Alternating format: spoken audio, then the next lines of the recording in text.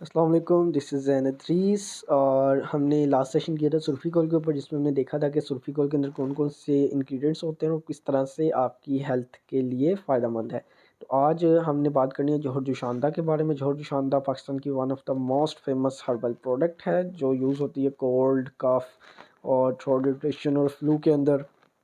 और आज हमने डिस्कस करना है इसमें कौन कौन से इंग्रेडिएंट्स हैं और किस तरह से आपकी हेल्थ के लिए फ़ायदेमंद है। सबसे पहले इसमें ग्लिसराइज़ा ग्लेब्रा एंटीवायरल है, एंटी कैंसर, एंटी इन्फ्लेमेटरी और इसके अलावा ये पेप्टिक अल्सर डिजीज़ में भी यूज़ होता है। एडोटेडा वसाका, और ये हमारे पास यूज़ होता है एज एक्सपेक्टोरेंट।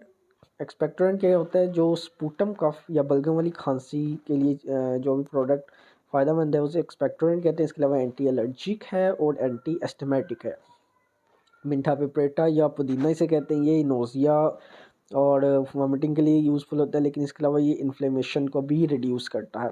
स्टार्च है, स्टार्च सिंपल इसमें एज डिसइंटीग्रेंट यूज़ हो रही है। हाइसोपस ऑफिशिनालिश है, ये इसका जो कॉमन नेम है जुफ़ा है और ये एंटीसेप्टिक है, कफ रिलीवर और एक्सपेक्टोरेंट है। सोमा काल्पा, सोमा काल्पा बेसिकली इसका जो बोटेनिकल रीजन है फिड्रा सिनिका है। इसके जो पार्ट्स यूज़ हो रहे हैं स्टेम, ब्रांचेस, फ्रूट पल्प। फिड्रा वेट लॉस के लिए भी यूज़ होता है, लेकिन इन जो शानदार जो इसका फंक्शन है वो ये यूज़ होता है एलर्जीज़ के लिए। इसके अलावा नेज़ल कंजशन, रेस्पिरेटरी ट्रैक की different condition such as bronchospasm, asthma, bronchitis में भी हेल्पफुल है। फेनिकुलम वल्गर, या जिसे हम सौंफ भी कहते हैं, इसके पार्ट्स में ये फ्रूट्स और सीड्स यूज़ होते हैं। ये स्टमक पेन के लिए इफ़ेक्टिव है।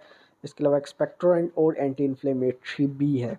यूकलिप्टस ग्लोबुलस है, यूकलिप्टस ग्लोबुलस का कॉमन नेम सफ़ेदा, और इसके जो यूजेस हैं वो अस्थमा में, ब्रोंकाइटिस में, फीवर और एलर्जी में यूज़ होते हैं। थिया सिनेसिस, कॉमन नेम चाय, और इसके यूजेस क्या हैं कि स्मूथ मसल्स को स्टिमुलेट करता है। स्मूथ मसल जो हमारे ब्रोंकियल या जो हमारे लंग्स के मसल्स होते हैं उनको स्टिमुलेट करता है, और इसके अलावा यूज़ होता है टू प्रिवेंट एस्थमा।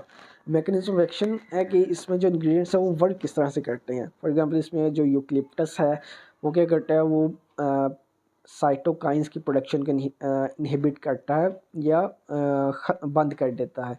अब साइटोकाइंस क्या होता है, साइटोकाइंस वो चीज़ें होती हैं बॉडी के अंदर जो इन्फ्लेमेशन को प्रोड्यूस करती हैं। तो इन रिज़ल्ट जब यूकलिप्टस जो है वो साइटोकाइंस को इनहिबिट करेगा, तो इससे क्या होगा कि इन्फ्लेमेशन बॉडी में प्रोड्यूस नहीं होगी। एडोटोडा वेसिका है, जो कि क्या करता है, ये ब्रोंकियल सेक्रेशन को इन्हांस करता है। थियोफाइलिन है, थियोफाइलिन जो हमने अभी पढ़ा, थियासिनेसिस, थियासिनेसिस का एक एक्टिव जो फॉर्म है ये थियोफाइलिन होती है। थियोफाइलिन क्या करती है, स्मूथ मसल्स को रिलैक्स कर रही होती है, और क्या करती है, ब्रोंकियल सेक्रेशंस को इन्हांस करती है। और इसके अलावा ये जो हमारी लंग्स हैं उसके अंदर हिस्टामिन, एलर्जेंस, एडिनोसिन वगैरह के लेवल को कम करती है। सारी चीज़ें क्या कर रही होती हैं, एलर्जी प्रोड्यूस कर रही होती हैं, इरिटेशन प्रोड्यूस कर रही होती हैं। अब इसके एडवर्स इफेक्ट हैं, क्योंकि हर्बल प्रोडक्ट है तो एज सच इसके कोई किसी किस्म के एडवर्स इफेक्ट नहीं है, लेकिन अगर बहुत ज़्यादा हम यूज़ करते हैं तो ये माइल्ड गैस्ट्रिक इरिटेशन कॉज कर सकती है, लेकिन एज सच इसके किसी किस्म के कोई भी एडवर्स इफेक्ट बॉडी के ऊपर नहीं होते। तो ये था आज का सेशन। नेक्स्ट इंशाल्लाह हम एक नए सेशन के साथ किसी नई हर्बल प्रोडक्ट के साथ आपकी खिदमत में हाजिर होंगे, जहां हम उस प्रोडक्ट के इंग्रेडिएंट्स को डिस्कस करेंगे और उसके जो भी आपकी बॉडी के ऊपर इफ़ेक्ट है उसको डिस्कस करेंगे। इसके साथ इजाज़त दें मुझे। खुदा हाफिज़।